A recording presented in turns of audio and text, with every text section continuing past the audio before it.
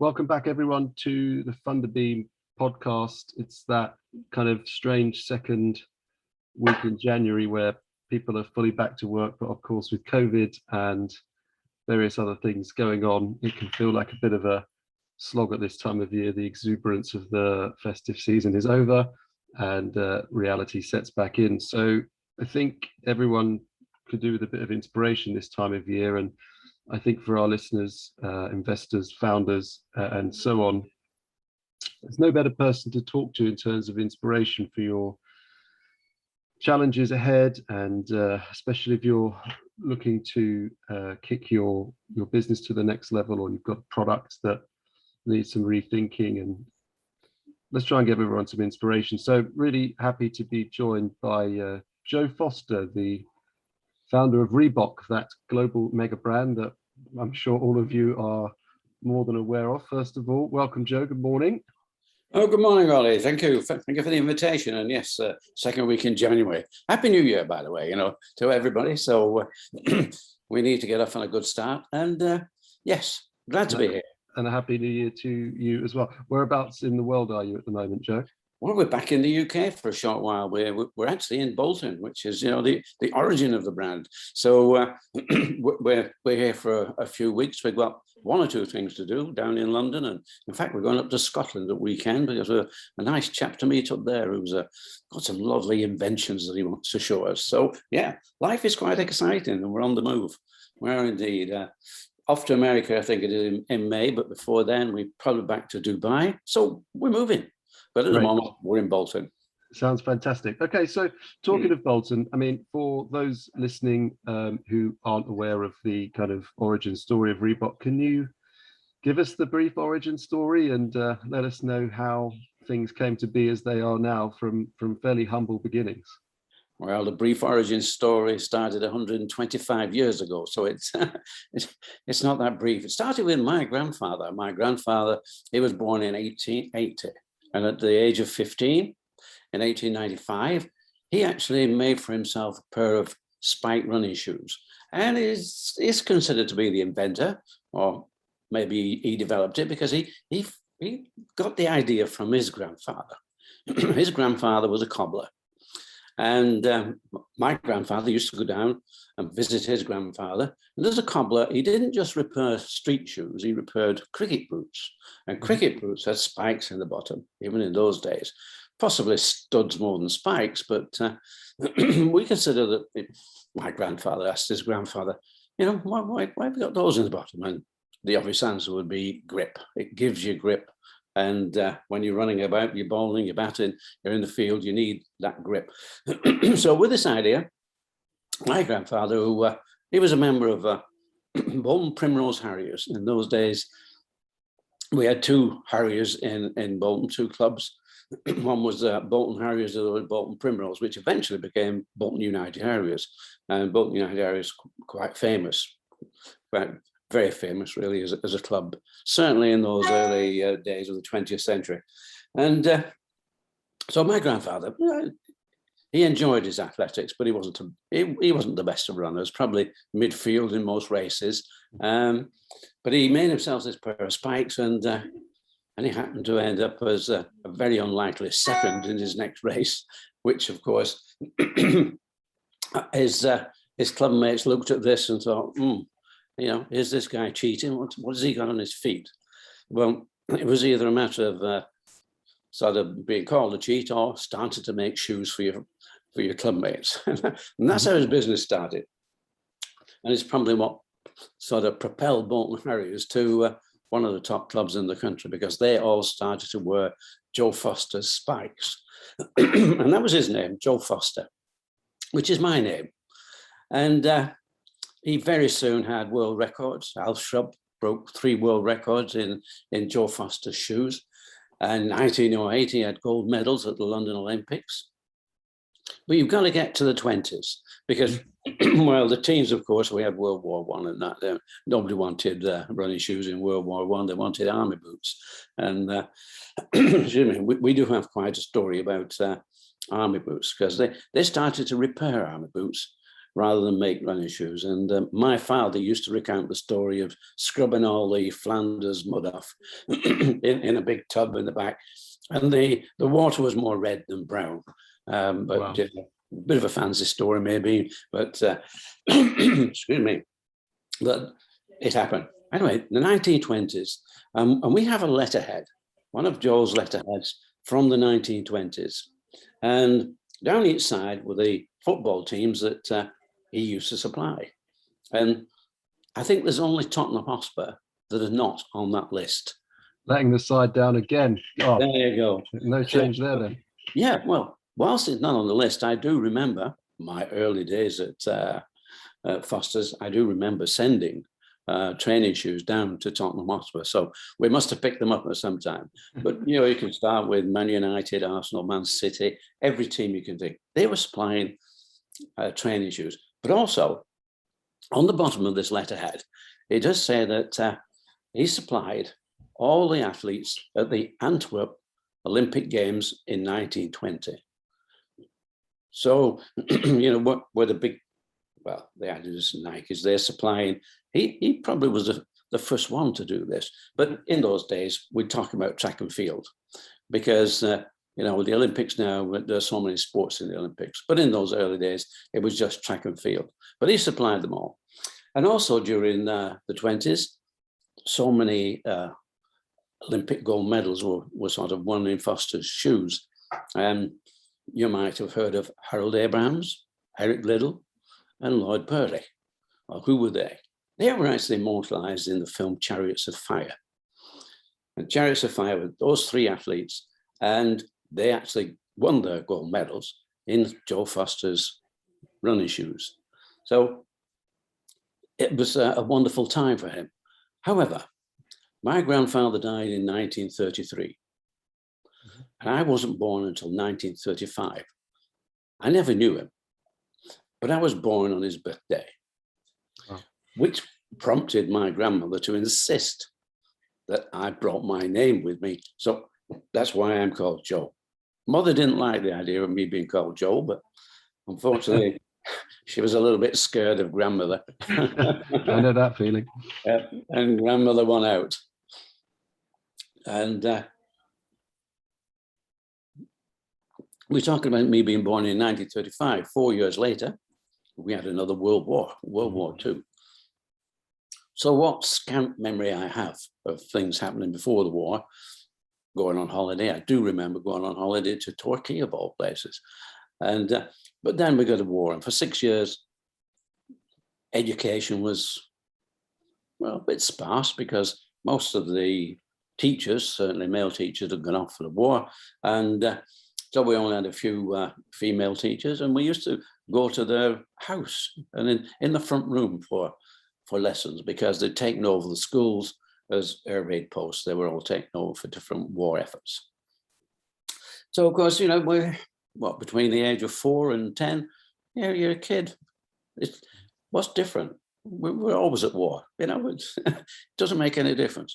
We could, of course, Bolton was a little bit elevated from Manchester, so we could see the glow of fires burning in Manchester whilst air raids were on.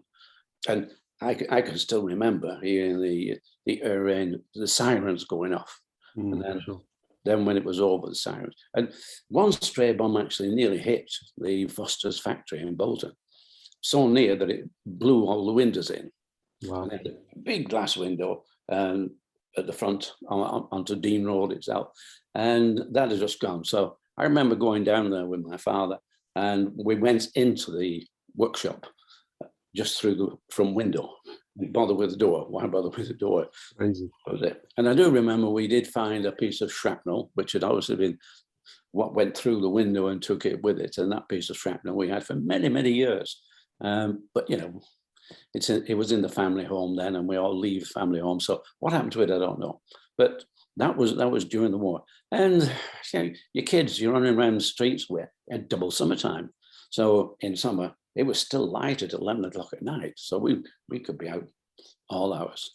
But that was over, of course, in 45. And education proper started again. And we go into our teenage years. And schooling was good, but I continued schooling. I went to college and I studied engineering. So I had 2 or 3 years with engineering. At the age of 17, I left that. And although I probably had the opportunity to work with what is now British Aerospace, I probably thought that, well, you know, it takes, I don't know, I'd be stuck behind a lathe or something for the rest of my life. Maybe I thought that that's what would happen to me. So I joined the family business at 17, only 1 year before both Jeff and I had to do national service. And at 18 years, I went to do national service. Jeff was 2 years older than me, but he'd been deferred. So it so happened we both went at the same time. And we were away from the factory for 2 years. And Jeff went to Germany. And in Germany, he saw Adidas, he saw Puma, he saw different shoes to what Foster's were doing. And so we came back after 2 years in doing national service, and we came back to a failing company. We came back and we said, this company, it's going nowhere. You know, we had no representatives, they had no marketing plan. They probably made one new model every 2 or 3 years. Right. And that was probably inspired by what somebody said, have you seen these, what somebody else has made? Mm-hmm. But the biggest problem is that my father and uncle, 5 years between them, they just didn't get on at all. A bit like Adi Dassler and Rudy Dassler. They didn't get on as a family, but Rudy left the business and set up Puma.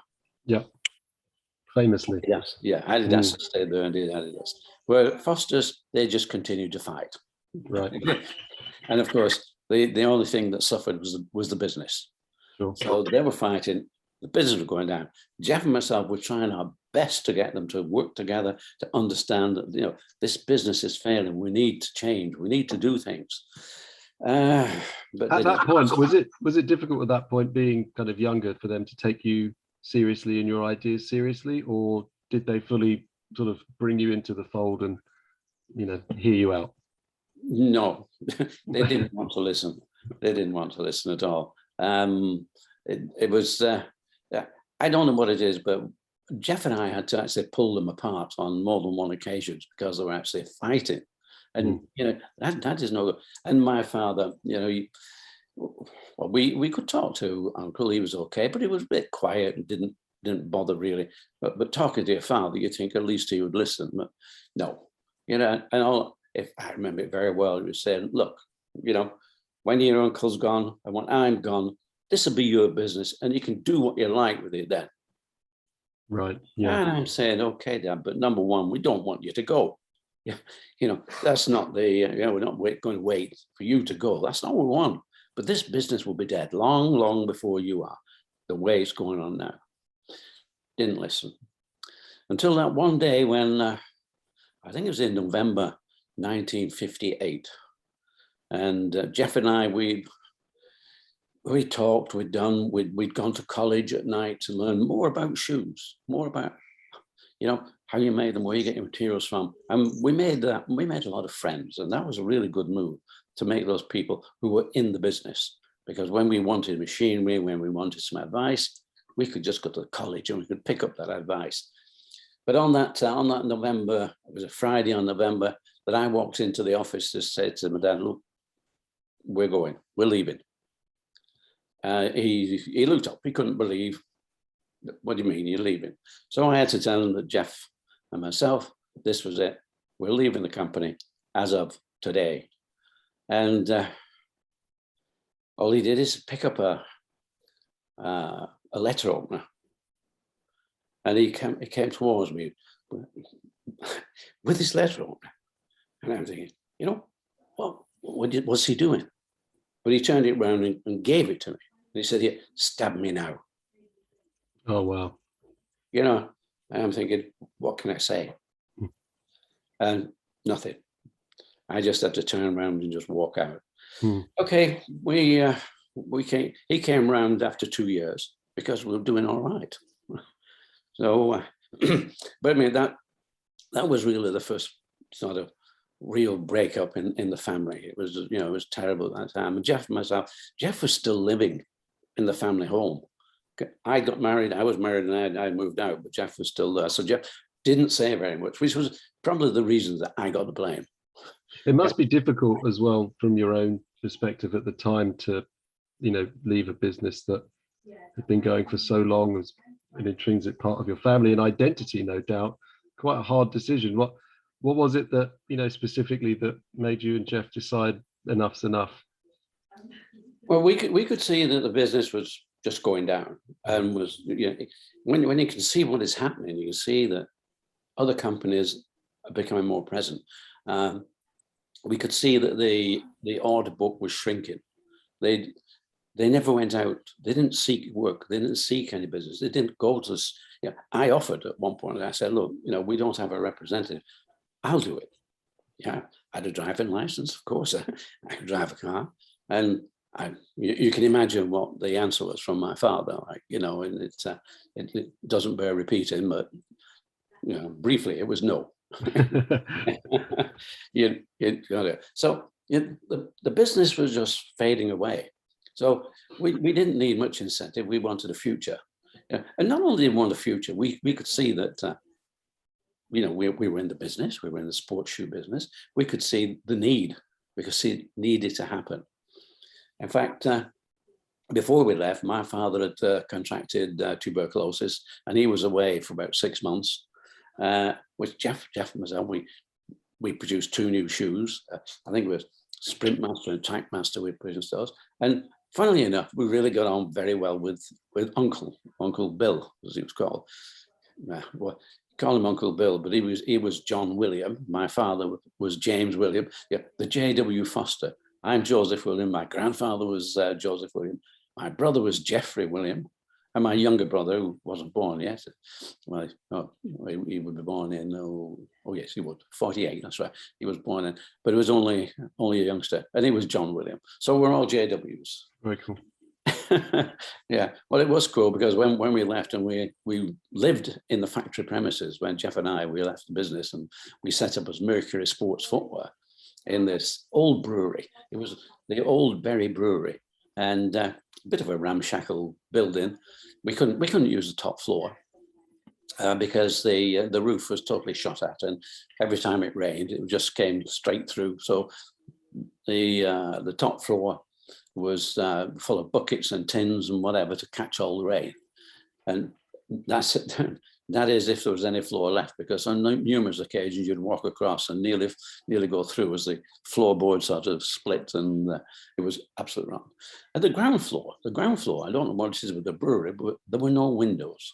So we couldn't use that with no windows. So we used the middle floor, which, as you can imagine, with the building that's the top floor is useless. The middle floor was okay, but we had to put all our machinery around the edges next to the walls because we didn't trust the middle of the floor that we thought with a bit of machinery in there would soon go through.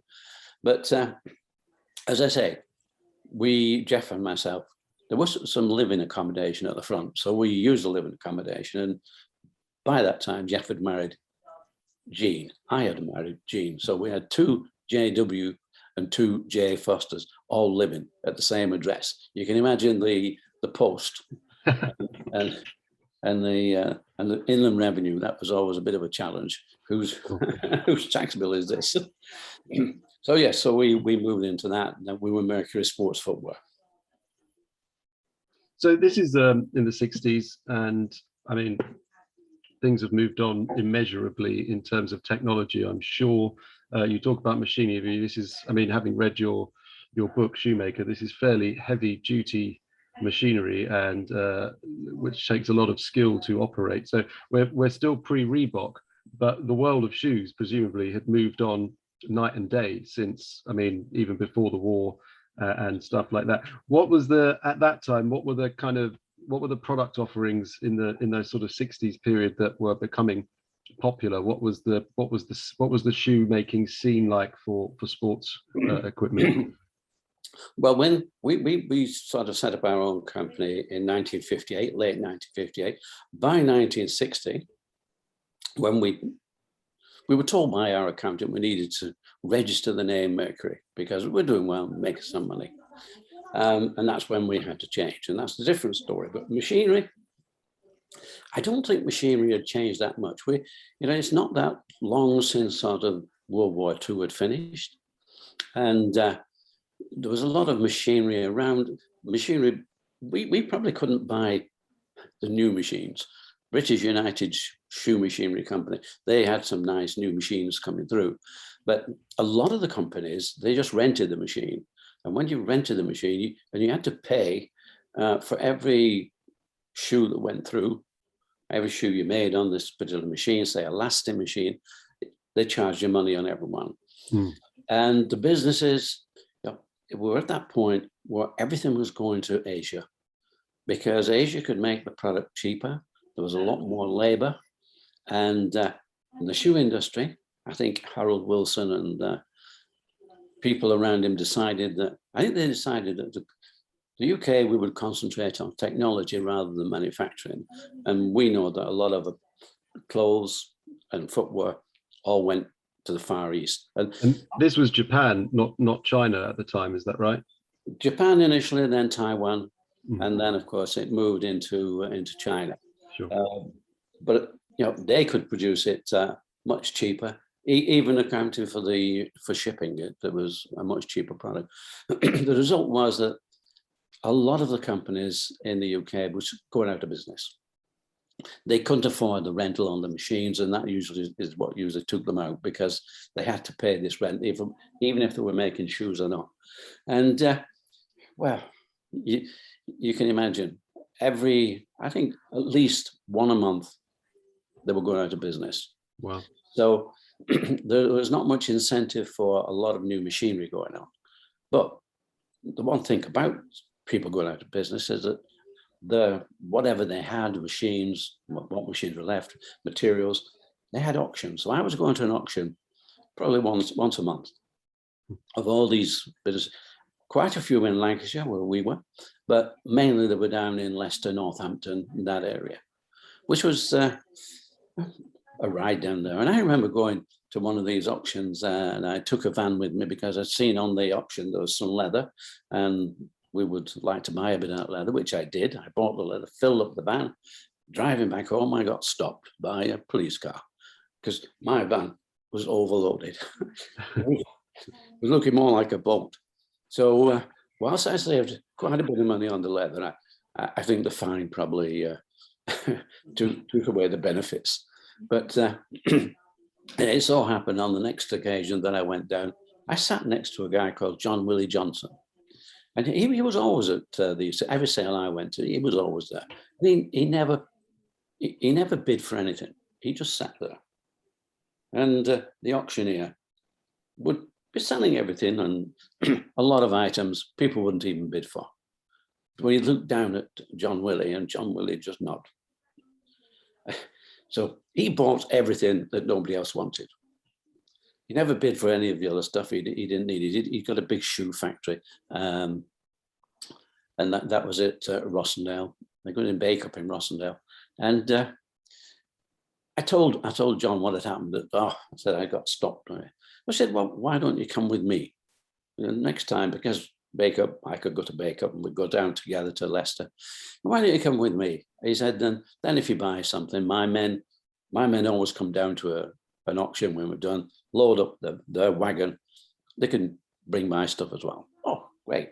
So that was the start of a great friendship with John Johnson.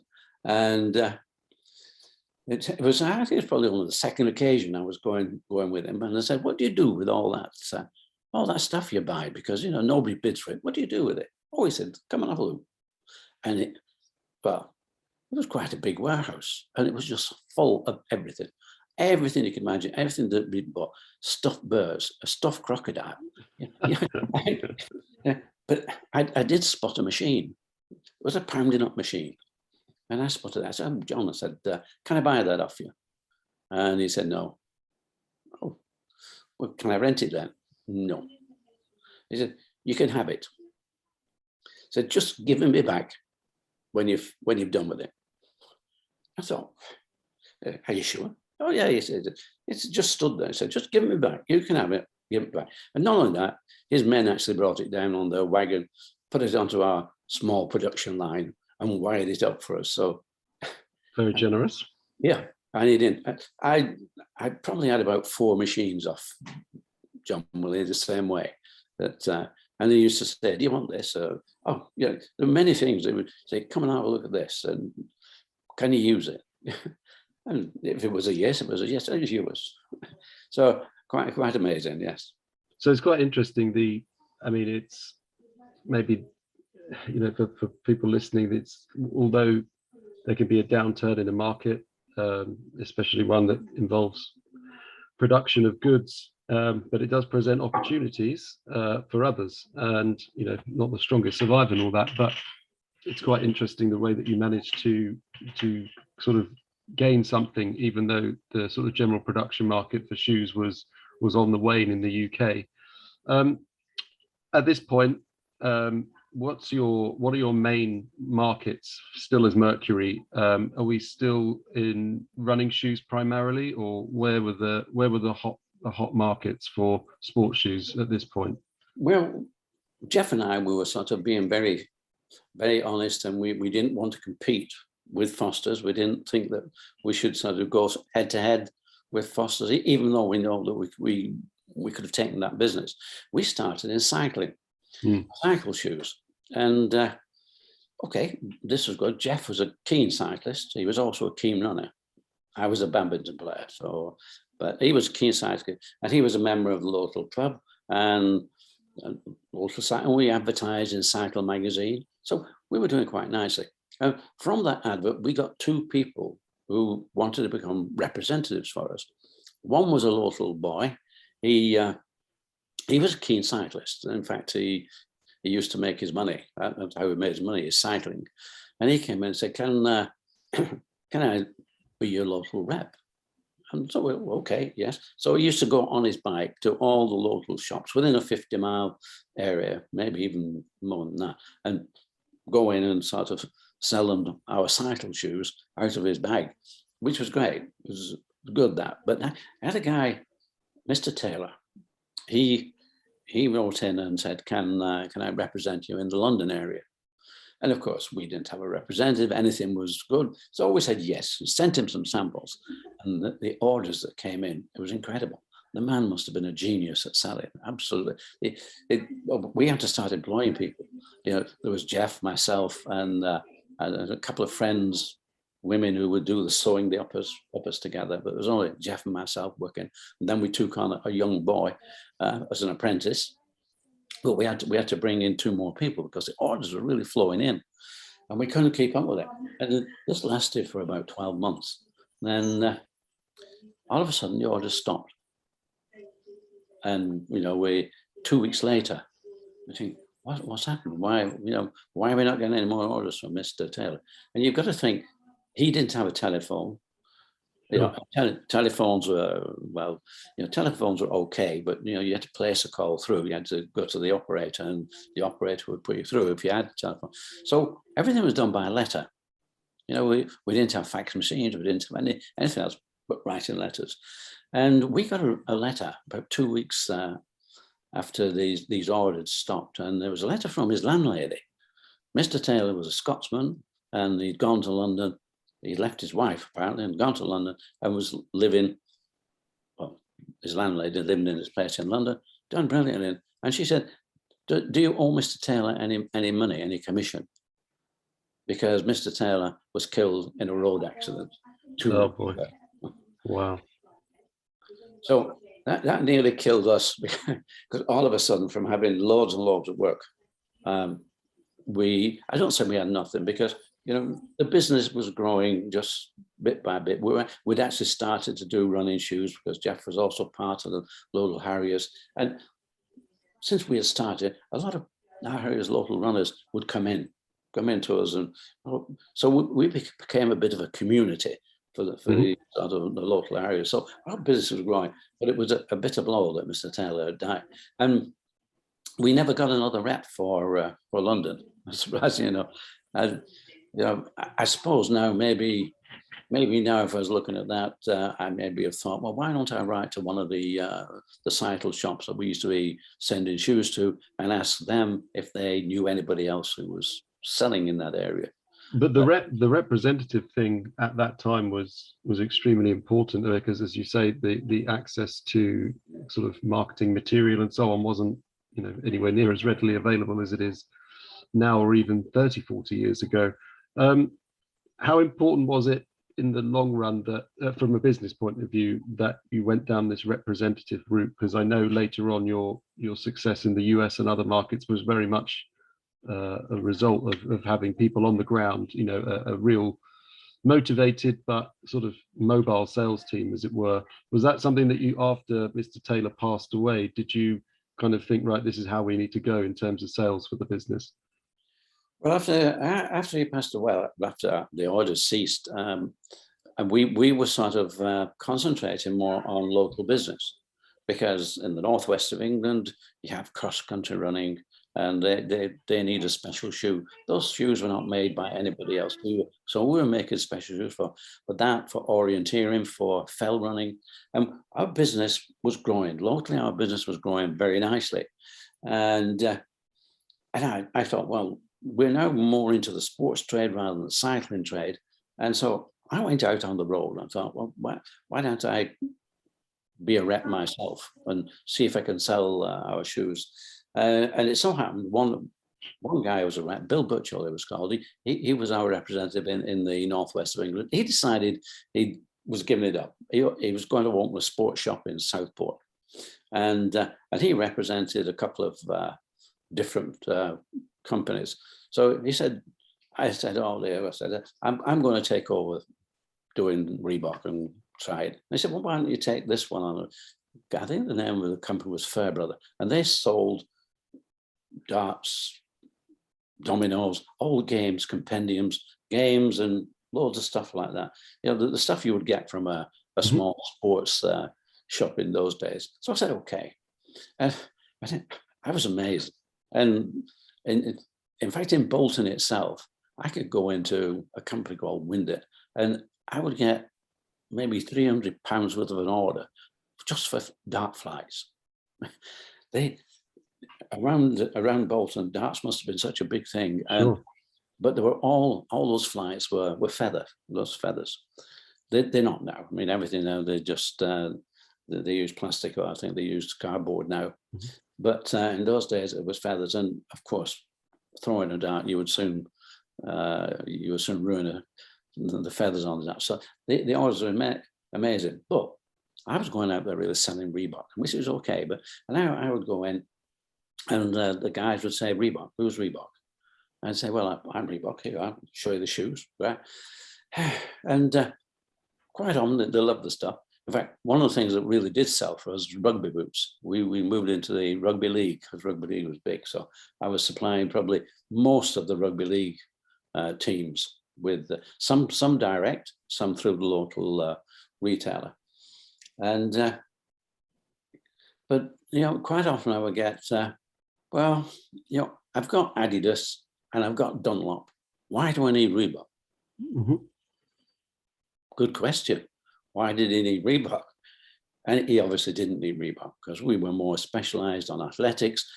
We did rugby, but there were certain areas that were rugby, and such as Bolton itself, no, that wasn't a rugby town, it was a football town. Mm-hmm. And we were not in football, we were in rugby. Football, by the time Jeff and I had got Mercury and then Reebok going, the problem is that Adidas were too big.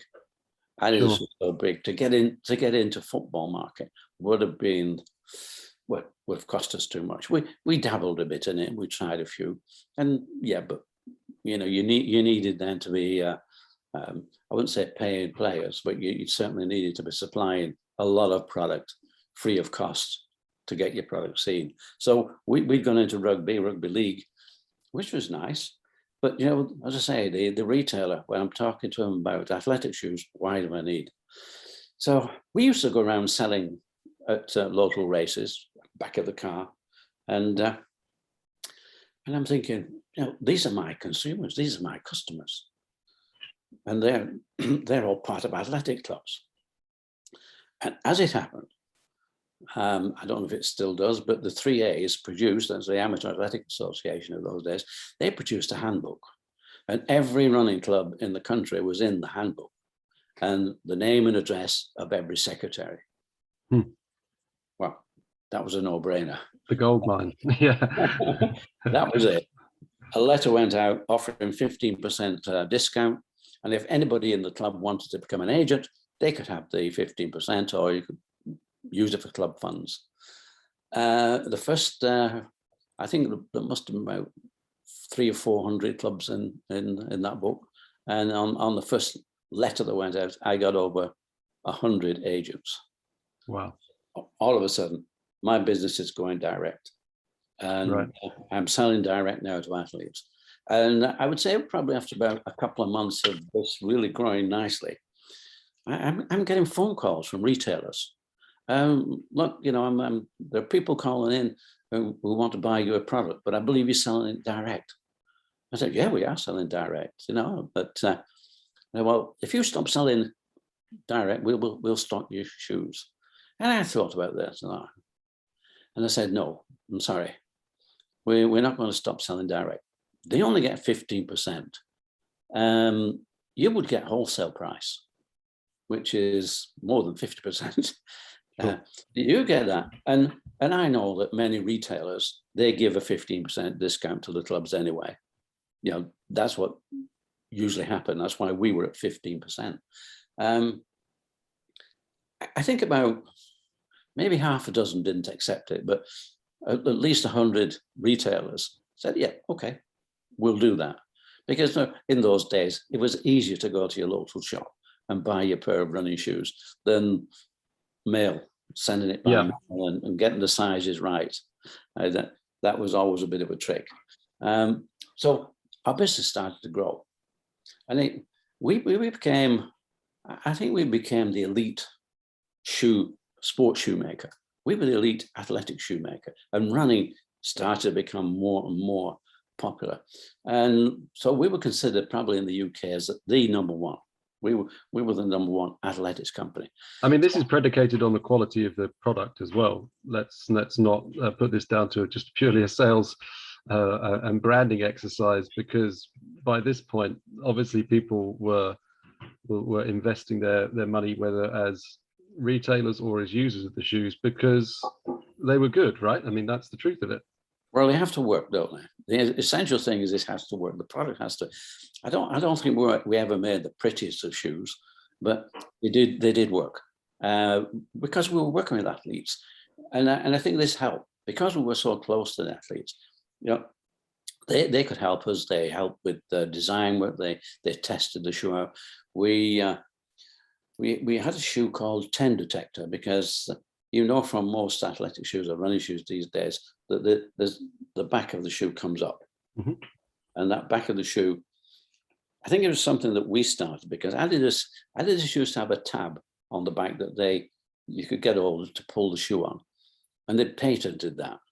So we came out with the integral heel pull. So it was all part of the shoe rather than just a flap that put on. So, but that came up. But the problem was that, and it's to do with how you make the shoe, you should really make it lean away from the heel. But if it came up and started rubbing on the heel, then tendonitis was a big problem.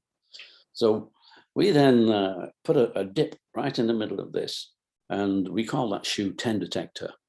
And it's amazing how many people, because of course we were looked on as whatever we do, we must know what we're doing. And a lot of the manufacturers started to do the same thing, just put a dip in, because you know, in whatever you're in a leader, and we were a small company, but we were quite a leader in terms of product.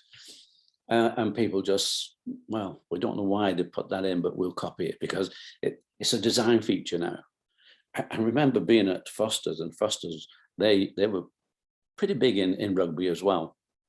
And I don't know, talking about a rugby, but they had a small toe cap, and there was the facings used to go up where you put the eyelets in. You used to have a double piece of leather there so that it wouldn't rip through when you put eyelets in and you laced it. And So these two pieces of facing came down and the toe cap just continued. Now, and that was a straight line, as it were. Difficult to explain, but it was a straight line. And of course, different sizes, you'd have a different toe cap. And for whatever reason, one of our at Foster's, one of the girls had sewn the wrong size of toe cap on. So the facing came down, and then this toe cap sort of stood out on either side by about 1/8 of an inch because it was too big. It should have been a small one. And there's a company, I don't know if they're going anymore, Headlam and Sims. I think the brand name was Simlam. And the amazing thing is that we picked up a boot. They'd obviously copied the Foster boot, and they, by whatever chance it was, they picked up one of these boots which had got the wrong toe cap on. And so all their boots had a toe cap which was wider than it should have been.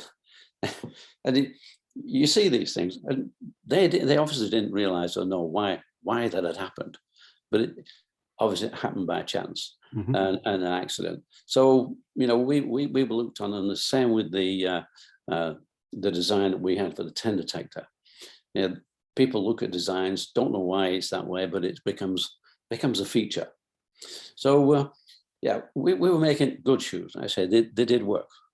We have stories, and it's we used to make.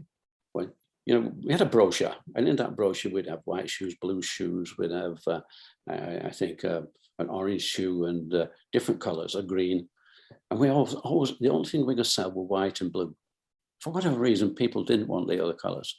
When we made this cross-country shoe, we make it for some time, and we made it in blue suede. And we started to get letters. And we're quite some way down the road, probably 2 or 3 years we've been making this particular shoe. And we started to get letters, particularly from the wives of runners. My husband, he's just, he's wearing your shoes, and he's come back and his feet are totally blue and the socks are ruined. They're gone blue. Oh, and I must have got half a dozen, maybe more letters and this, and we're saying, well, what happened? Because the thing is that, when people have a problem, it's great that they write to you. Yeah. But the worst thing is if they don't write to you. Completely agree. Yeah. And so we're looking at this problem. I go back to the tannery and say, what's happened? We've never had this problem before. So they took some leather back from us, and they apologized because during the tanning and the dyeing process, they have to wash out excess dye. And they hadn't washed out the excess dye. So, of course, when you're running across the fells and the countryside in the northwest of England, it's very wet, and the water was going through and all these. So what we did is we decided that whatever athlete complained, and we did actually put an advertisement in Athletics Weekly. If you've got a problem, we know what it is, send your shoes back or whatever. So we replaced shoes, but we also sent them a pack of socks, but they were blue socks. Very good. Well, look, these are for anyone listening who's not an advocate of great customer service and being orientated towards your market and what they think, it's just a great example of how feedback can not only help you fix a product problem, but drive another initiative. Because with that feedback, it gives you some ideas to do some other things. And of course, now you're not just a maker of fine shoes, you're now a brand that people can trust and also, can see by giving them the socks and all the rest of it that you're actually committed and care for your customer, which I think is hugely important. But we, throughout our sort of early days, even now, I look at it the same way. That if you get a problem, you've got to think, well, how can we turn this problem around to be an advantage? Mm-hmm. And you can do. If you think about things hard enough, you can actually turn these things around. It's like we were Mercury Sports Footwear. Our accountant said, you're doing well, you've got to register your name. And of course, we were fairly naive in those days. Why do we need to register our name? Foster's never registered their name. But that's their name. You need to register Mercury, because if anybody says, and they do, oh, like those shoes, we'll make some Mercury shoes. They're trading off your goodwill, as it were. So I tried to register the name and found out it was already registered by Lotus and Delta. which was part of the British Shoe Corporation. They offered it to us for £1,000. But, these are early days. We didn't have £1,000. We'd set up a whole factory for £250. How can pay £1,000? So I was advised to go and see a patent agent in Manchester. And we're talking about it. So, well, if you can't buy it, so you have to get a new name. I said, but don't bring me one name, bring me 10. 10? He said, look, 10. And it was a nice day. It was in May, I think, and the window was open. He pointed through his window. He said, you want a name like that? Kodak. Oh, so well, what's with Kodak? I said, well, they made it up. It's their name. It's an invention. It's, if you pick a name that's known by other people, then the chances are it's already been used, but you make a name up. Right. So I go back and we're sitting around the table. Jeff, myself, both wives are sitting around there scratching our heads. How about Cougar? That's a good name, Cougar Sport. Yeah. Or Falcon, yeah. Okay.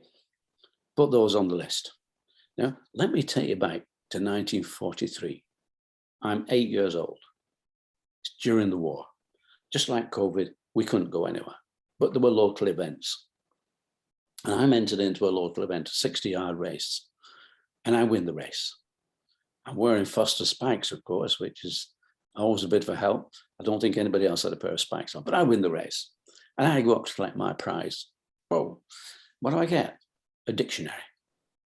A dictionary. I'm saying, come on, guys, where's the football? Can I do the dictionary? I was 8 years old. I probably wasn't into looking at spellings or anything.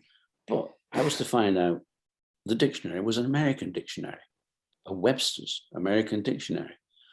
Why an American dictionary? I have no idea. But of course, the spellings in an American dictionary are different. Mm-hmm. Quite a few are different. So let's go fast forward now to 1960, and we're thinking of names, and I like the letter R. It's something, it's a letter I like, R. Right. My dictionary is sat there on the desk. I pick it up and thought, I open it up at R. And thumbing through, you soon come across R-E. It's not, and it's R-E-E-B-O-K. Okay, what's that? Reebok. It's a small South African gazelle. A gazelle. We're a running company. Gazelle. Fantastic. That's it. Put it at the top of the list.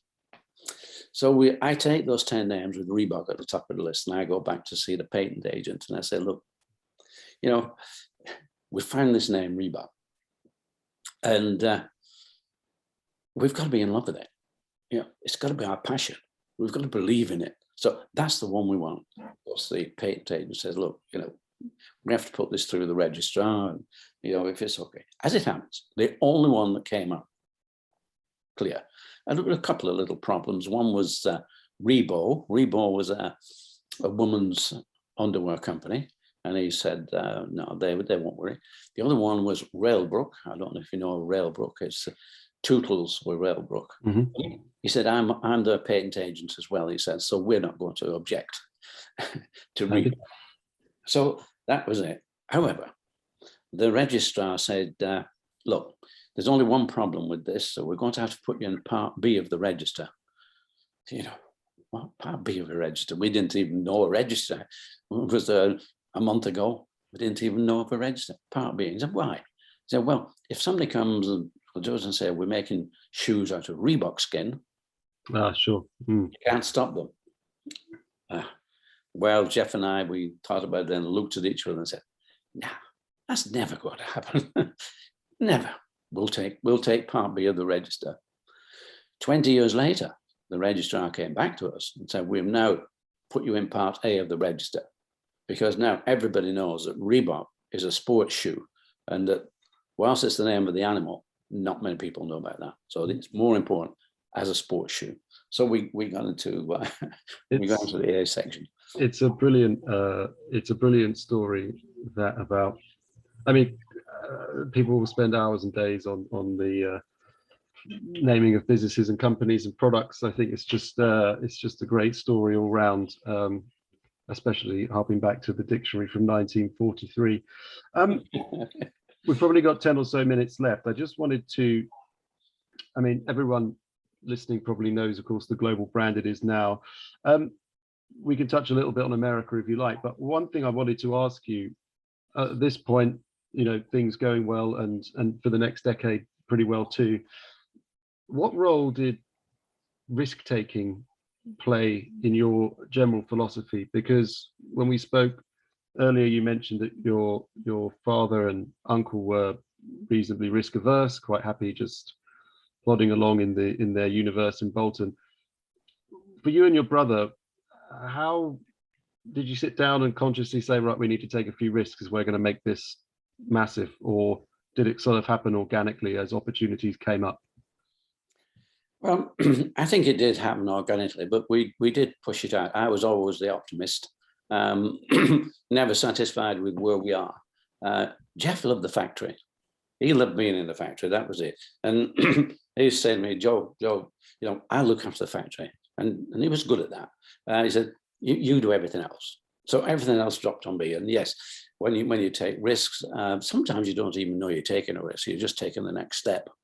And as we grew, so we became the sports industry really became very aware of us, and a distributor wanted to become somebody wanted to become our distributor. So I agreed for them to become the distributor so I could concentrate on other things.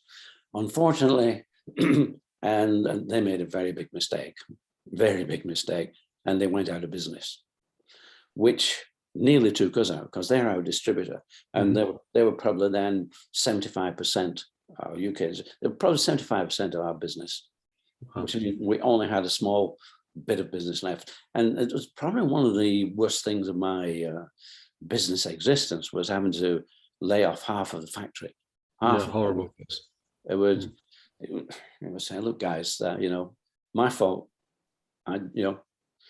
I set up this distribution with these people. I mean, at the time when we set it up, we had a good friend in there who was the sales manager, I think a sales director. He actually left the company 12 months after we got into this because he didn't get on. Well, the owner decided to retire and put his son-in-law in. And son-in-law and the marketing and my friend didn't get on. So my friend left and went to Barter. I don't know if you know Barter. He left. And the son-in-law made that many mistakes that the business just folded. They'd stopped paying us, so I had to dash down there with a big van and pick up as many of the shoes that I could do in the warehouse. I think probably about 2,000, something like that, and bring it back. And of course, it was then a question of what do we do? So we set up a campaign with every school that we could get into. All secondary schools had PE teachers, and PE teachers, we just made contacts, and we were selling the shoes to them at such a big discount from what they could buy in the stores. And yet we were still making more money than we were selling it to our distributors. So we were making more money, and it took us about 3 months, and we cleared the whole lot, got everything back. But what also happened is that the guy who'd left and gone to Barter, he knew that this had caused a big problem. And I had about 4 different people who just placed orders. Stylo then, I don't think Stylo are on the street these days. There were, I think it were Dulcis, the people that own that, the Ziff. They knew our quality of athletic shoes, and athletic shoes were creeping onto the streets. So they placed an order for shoes. Barter, he placed 200 pairs a month orders, and we got all these orders coming in whilst we sort of got the company back on its feet, back doing Reebok. So, and this is what networking does. Yeah. I think the you know, I'll touch on the book when we finish, but reading the book, but the Reebok story is full of pivots. Now, pivot is this word that's been bandied around over the last 2 years since COVID, of companies having to pivot, and from a problem, as you said, problem maybe presents an opportunity. But the entire Reebok story is full of sort of changes, not in like complete direction, but small kind of adjustments in the road, shall we say, in the journey to take on the next opportunity. Looking back now, with the brand as it is, and there's a million stories of the Reebok brand, and but what's your proudest moment for the brand itself, for Reebok? I mean, or is it a particular product that kind of, when you kind of sit back and you have your glass of wine in Dubai in the evening and allow yourself a little trip down memory lane, what's the proudest moment or time for you? Well, the first time I went to America, and the reason I went to America, I've been saying to everybody, we look across it. This is the big market. We need America. We need to get in there. Athletics. Every college, every university has coach. Coach is such an important person. He's almost a god in the college, and you can go to college on a sports scholarship. We need to get into that market. And there was a lot of resistance. No, it's too expensive to go over there. However, I'm reading a magazine. I think it was called Eurosport, and there's an advert in there from the government saying that they wanted us to export. And they were willing to pay our airfare, our return airfare, our hotel bill, and I think on the stand at the show, they were going to buy all that. I think it was half the hotel bill. They were willing to pay all that if we would go to the NSJ show, which was in Chicago, and exhibit our product. Well, I mean, to me, that was a no-brainer, and I got no resistance when I said, look, I'm going to go here because they're going to pay for it. Somebody else is going to pay for it. That was in 1968. And I went with a friend called Bob Brigham. I don't know, you know, Brigham Sport, Brigham, not sport. It's F.E. Brigham, Alice Brigham now it's called. They're climbing shops. They've got 5, 6, 7 climbing shops around the UK and skiing. I went with Bob. And so we went as Reebok and Moac. He had a wholesale company called Mountaineer Activities. And so we went there. 1968, I didn't get any orders. We got a few orders for the boots that Bob was selling, but we made the boots. So that was sort of a bit of an order for us. They love the shoes. They're saying, oh, great, where do we get these from? I'm saying England.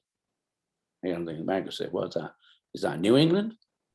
No, not New England, England. Across the water? Is that near London? Yeah. Yeah. It's like, no, so there was no way in. It's 1968. I realized we needed to establish something over in America, a footprint, so that we had product over there that we would sell. 1979, I succeeded. Wow.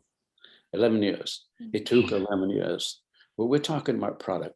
Because during those 11 years, running had started fairly small in the late 60s in America. By 1975, it was massive. Mm-hmm. And Runner's World was used to be a one-page telling people about world races, right? Now, it's now a full-color, glossy magazine with all photographs and everything, telling you results of races, 10Ks, 20Ks, half marathons, whatever, and where the next races are. Great. And Bob Anderson, who was he was the publisher, he was so full of it now that he told everybody which was the best shoe. And the number one shoe. And that first number one shoe was a Nike shoe. And okay, Nike are producing these in Japan.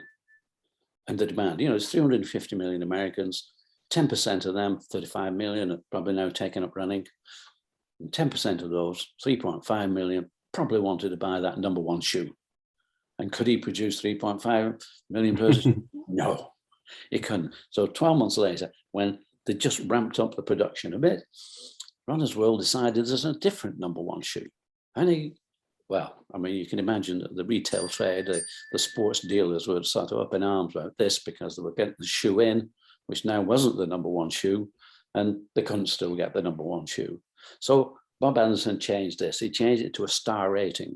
So instead of there being the number one, which was difficult to get, there could be 4 or 5 shoes get 5 stars. 5 stars would mean these are the best shoes. 5 stars, 4 stars. And I knew we could make a 5-star shoe. I knew that. There was something, you've got so much in it. Becoming a number one is a bit of a lottery. How do you get number one? But a 5-star shoe, yeah. So we made Aztec. We tested this out we made the gold range. It was Inca was a spike, Midas was a road racing shoe, and Aztec was a training shoe. That's the big sales. I mean, it's the first thing you can call as a sneaker now. Yeah. So we made that. We tested them out at the Commonwealth Games in Edmonton in '78, and I'm in I'm in Chicago in 1979 with my Aztec shoe, and this is the shoe that we wanted as 5 stars. We presented that for the shoe ratings, which came out in, I think it's July of '79, and I come along because running's so big, and we were known pretty well, and they wanted 25,000 pairs. Impossible for our factory because that's about 6 months' work. But we went there knowing we were going for 5 stars. So with my friend at Barter again, he said he would help us with production. They were the biggest shoe manufacturers in the world, so they could do it. But then came out and said, but we want a better price. And that's what pushed us to South Korea. Right. We knew to get a better price, it had to come from South Korea. And we'd already made, we visited people, we'd talked to people who were agents for South Korean factories. So we were somewhat prepared in that angle as well. But 25,000 pairs, I'm thinking, yeah, came out a massive retailer in the States. And I thought that could be my first and last 25,000 pairs if we don't sell enough in that over a time period for the square footage they allow us. And Paul Fireman came along as well. He ran Boston Camping. Boston Camping, they were just a wholesaler of tents, fishing rods, you name it, those sorts of. And I could see he was fed up of doing what he was doing. He said, Joe, I'd love to be your distributor, but I need a 5-star shoe. And I said, Paul, come and have a look.